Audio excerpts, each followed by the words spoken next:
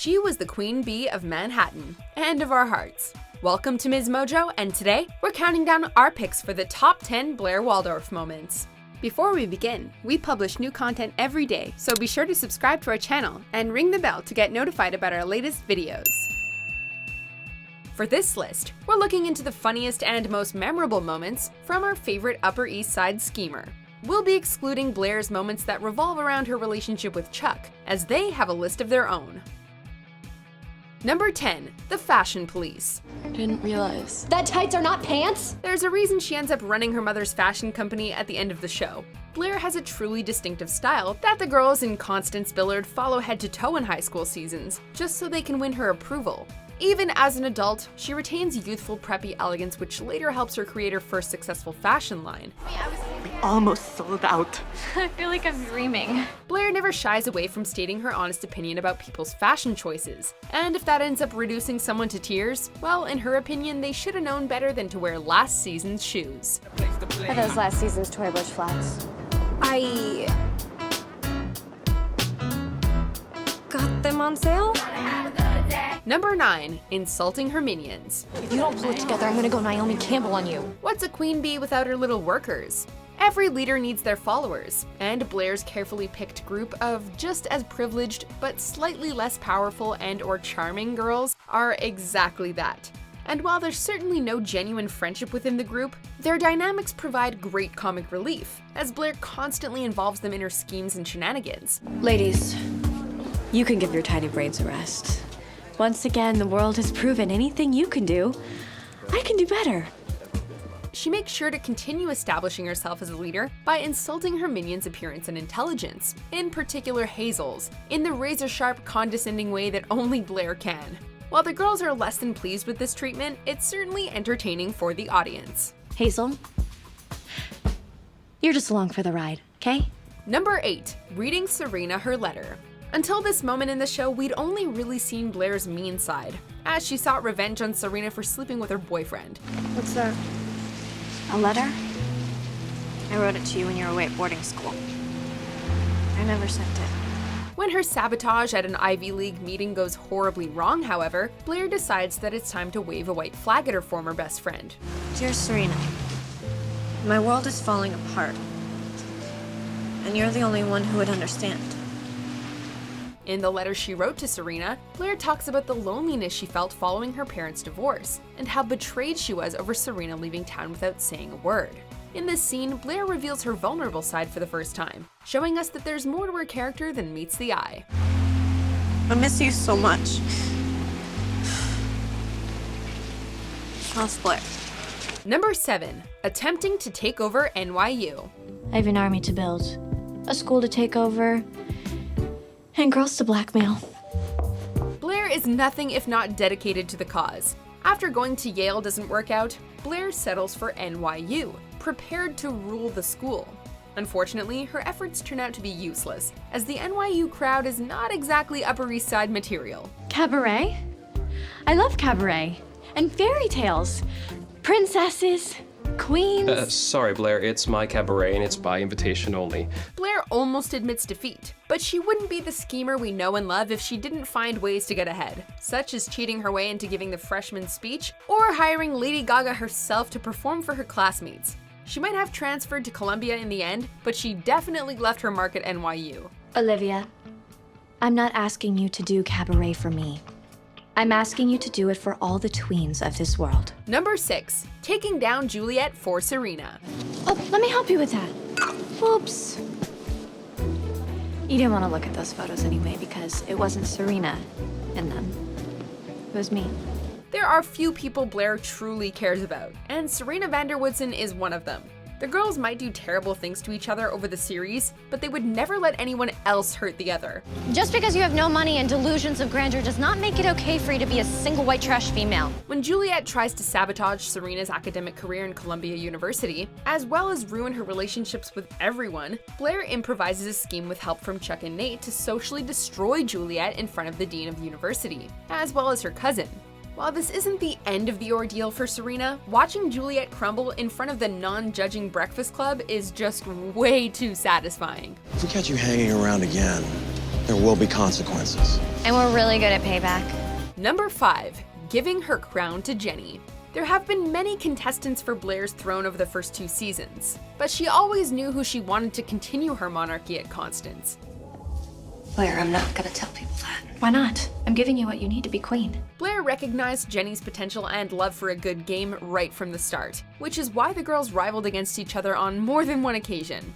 At a graduation party in the end of season 2, the pair have one of their most honest conversations, with Blair giving Jenny what she needs to become the new queen, as well as revealing her strategy for dealing with people around her. Forget boys. Keep your eye on the prize, Jenny Humphrey. You can't make people love you, but you can make them fear you. The scene adds another layer to Blair's character, making us love her even more. For what it's worth, you're my queen. I choose you. Number 4. Winning prom queen regardless of sabotage. Our prom queen is Blair Waldorf. If there's one thing Blair knows best, it's how to persevere against all odds. Her prom day doesn't go according to plan. Ruined dress, missing corsage, and former minions trying to sabotage her chances of winning prom queen. Come on, ladies. Let's commit election fraud. I can't wait to see Blair's face when she loses prom queen to Nellie. Everyone's surprised when she still wins the title, including Blair herself. This is my moment.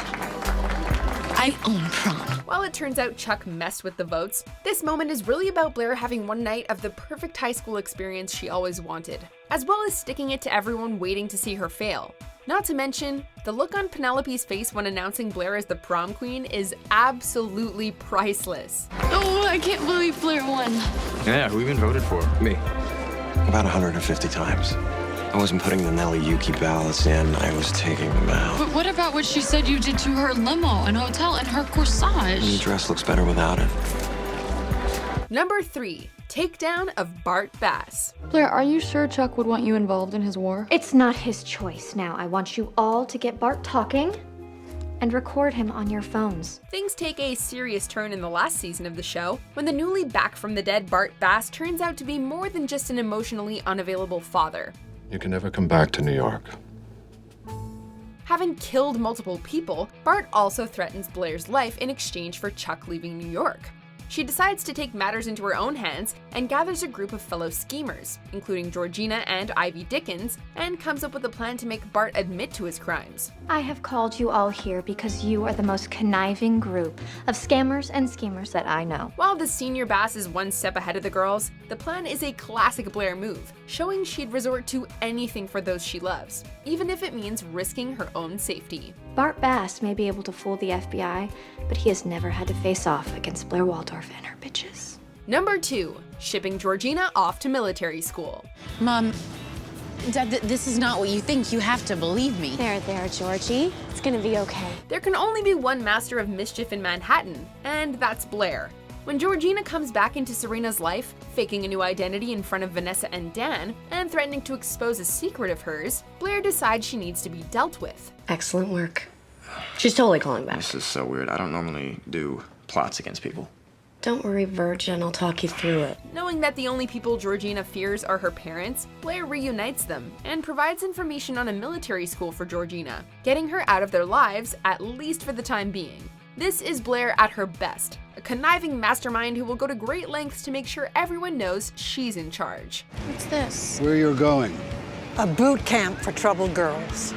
Blair was kind enough to do some research. Haven't you heard? I'm the crazy bitch around here. Have fun in reform school.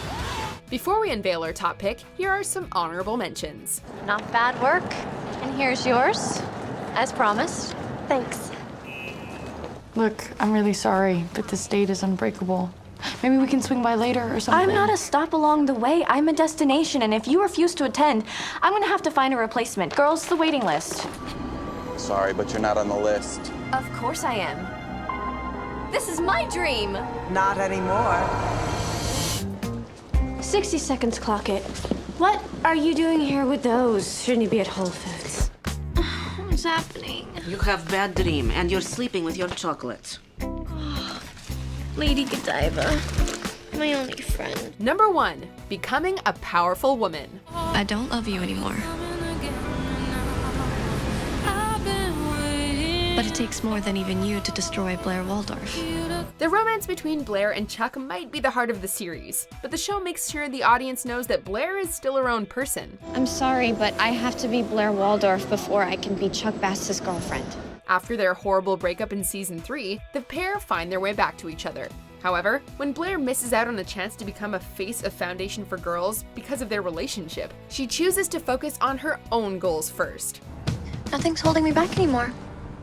I know what I want, and I'm gonna get it. Later in the series, she decides to succeed in running her mother's fashion company first before marrying Chuck, which she does. Trust me, Blair. There isn't a woman out there more powerful than you are. You really think so? Yes, I do. That's why I want you to take over my company. Blair's dedication to succeed shows that love doesn't necessarily have to keep you from achieving your dreams.